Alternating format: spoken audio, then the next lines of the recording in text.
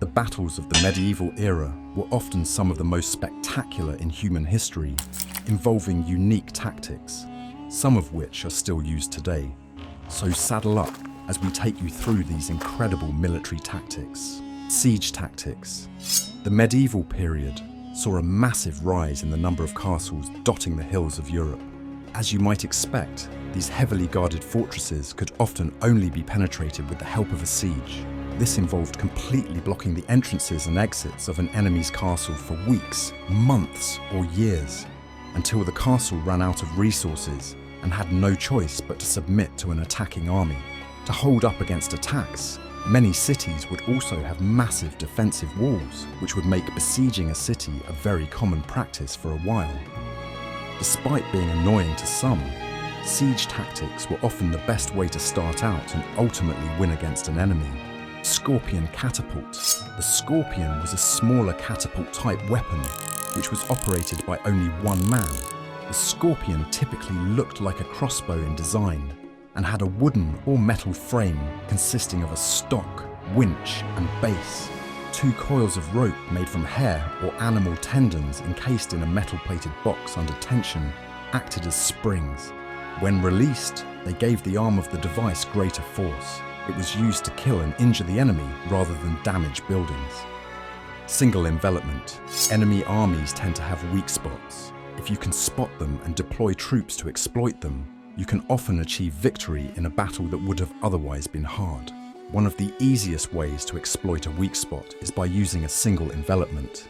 This involves using some of your units to flank the enemy on one side, with the hope that you can find somewhere easy to breach and wreak havoc. Once this breach is found, the side attacking the flank would then envelop the flanks closer to the center, with the idea being that as each enemy division is defeated, your now free divisions would help the single envelopment become stronger until it overwhelms the enemy.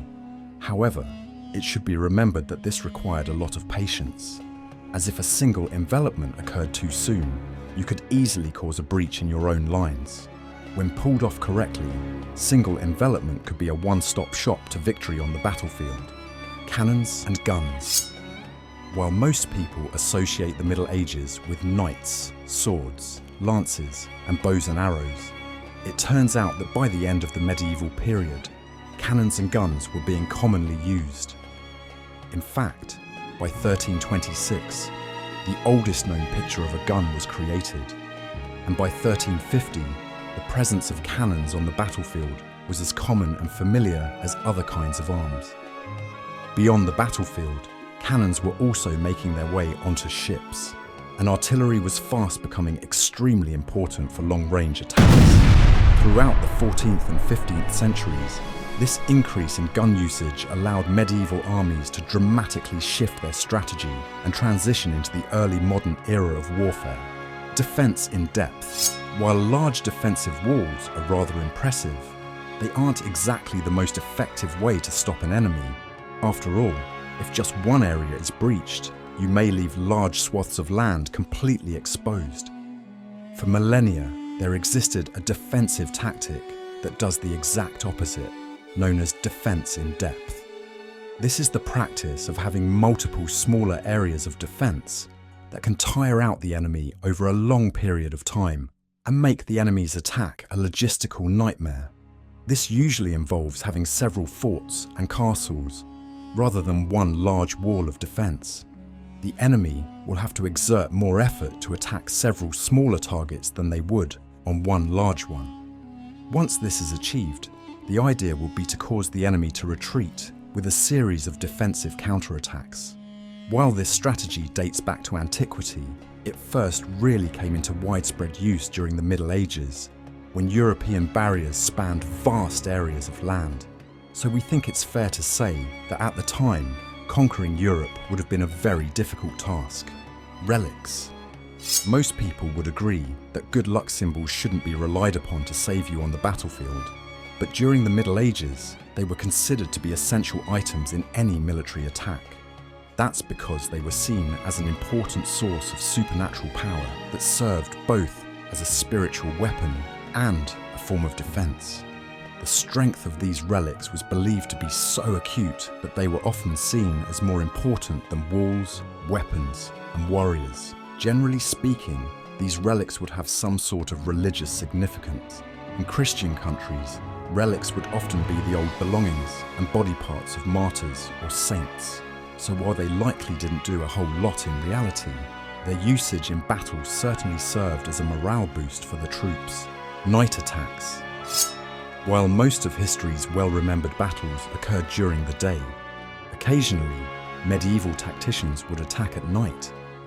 The idea here was to cause as much chaos and confusion as possible, with this being possible due to the lack of preparation on the part of the sleeping soldiers and the cover of darkness. But oftentimes, these attacks were quite risky.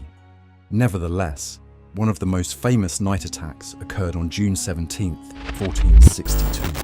During a war against the Turks, Wallachian Prince Vlad the Impaler decided to take advantage of the Turkish Sultan's poor decision to allow his soldiers to leave their tents at night.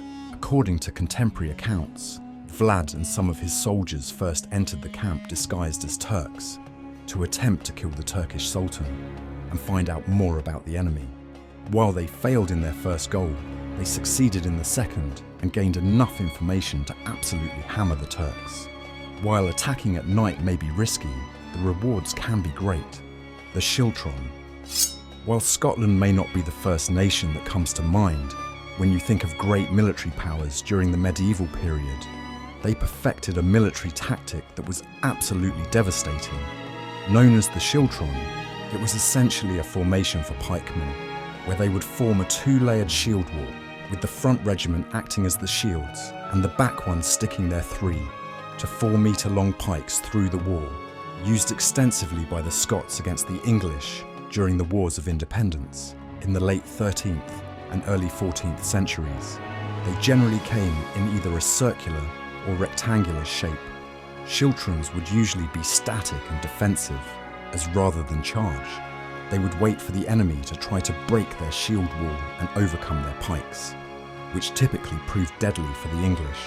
However, the rectangular form of the Schiltron could also be offensive in nature, as when the shield wall was equipped with axes, it would be extremely difficult for the English to open. This formation was lethal during the medieval era. The Flying Wedge. Shield wall tactics, while hard to beat, were very vulnerable to the Flying Wedge. In essence, the Flying Wedge is a triangle-shaped formation where the attackers concentrate their efforts on the point, with the idea being that this can cause the central point of the defender's forces to collapse, allowing attacking forces to wreak havoc. While it was first used in ancient times, it became very popular in the Middle Ages. By putting very highly skilled soldiers at the point, defense tactics such as shield walls could be breached, allowing the attackers from behind the breach to swoop in and overwhelm the defending force. As a result of its effectiveness, flying wedges are still used today and have even found their way into the tactics of riot squads to both protect and control rowdy rioters. So while this tactic may be old, it certainly remains relevant today. Ballista. The ballista looked and worked like the Scorpion, but it was bigger and much more powerful. It could fire a 60-kilogram stone forward or a whopping 3 feet bolt, and was capable of hitting a wall up to 500 meters away. This was far outside the range of enemy bowmen, who could only fire the arrows to a distance of about 100 meters. It therefore allowed the soldiers to set it up away from the enemy. It could also move with speed and was enabled to hit its target at speeds of 169 km per hour, and it was therefore likely to kill someone instantly or at least seriously injure them. That's all for today.